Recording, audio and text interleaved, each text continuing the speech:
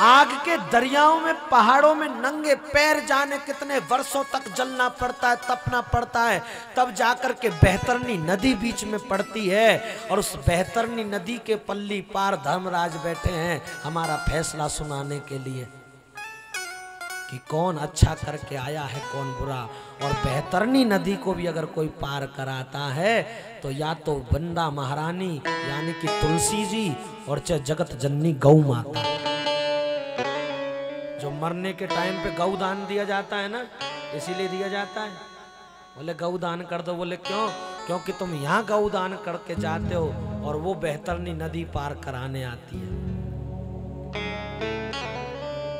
बंधुओं, उस सफर को आसानी से तय करने के लिए आप सबसे केवल इतनी विनती है, पता नहीं उस जाने के बाद क्या होगा, लेकिन जीते जी अपनी मनुष्य की योनि को सार्थक बना लो। भगवान ने तुम्हें जितना दिया है ना, उतने में खुश रहना सीखो। बोलो राधे राधे राधे राधे।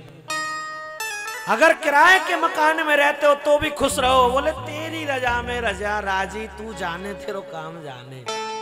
कोठी में रहो तो भी खुश रहो, जहां जैसे भी तुम।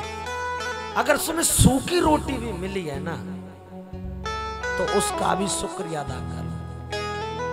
जब रात में सो जाओ तो बिस्तर पर लेटो, सोने से पहले उसका शुक्रिया अदा करके जाओ कि हे प्रभु, कि आपकी कृपा से आज का दिन मेरा अच्छे से कट गया। अब आगे की तुम जानो।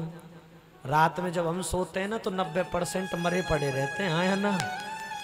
केवल सांसें ही तो चल रही है, सांस ही तो चल रही है, बाकी थोड़े पता है क्या हो रहा है। सोते का कोई भी कुछ भी आके कुछ कर जाओ। कोई कोई तो ऐसा होता है, घर वाले सुबह जाते हैं कि लोग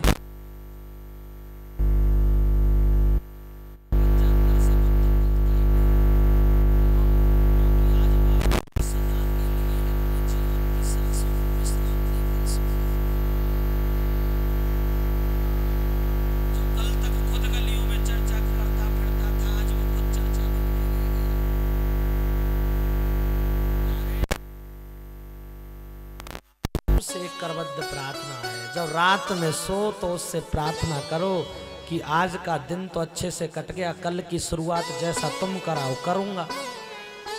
और दूसरे दिन अगर आंख खुल जाए, बिस्तर में से जब बाहर निकलो तो क्या करना चाहिए? सबको करना चाहिए। और ये मैं नहीं सिखाता, मात पिता गुरु नवामि माता। मात पिता गुरु नवामि माता। कि सुबह जब जगो, बिस्तर से बाहर जब निकलो तो धरती माता को प्रणाम करो, अपने भगवान को प्रणाम करो, अपने गुरु को प्रणाम करो और अपने माता पिता को प्रणाम करो कि आज एक और दिन तुमने मुझे जीने को दे दिया ठाकुर। अगर आप इतनी सी दिनचर्या रोज शुरू कर दोगे तो आप भगवान के इतने अनन्य भक्तों की मैं कह नहीं सकता। जरूरी नहीं कि भगवा रंग का कपड़ा पहन करके 5 घंटे माला लेने वाला ही भगत जी हो। एक बार नारद जी को अभिमान हो गया।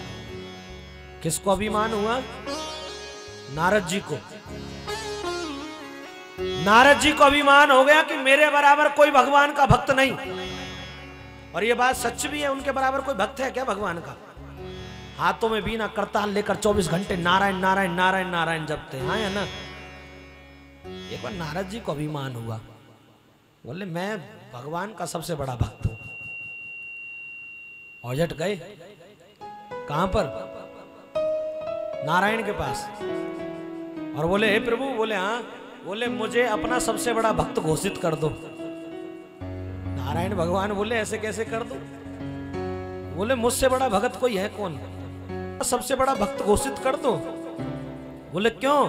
बोले मैं 24 घंटे आपका नाम लेता हूं, बीना बजा के करताल बजा के नारायण नारायण नारायण नारायण, जहां जाता हूं केवल नारायण नारायण जपता हूं।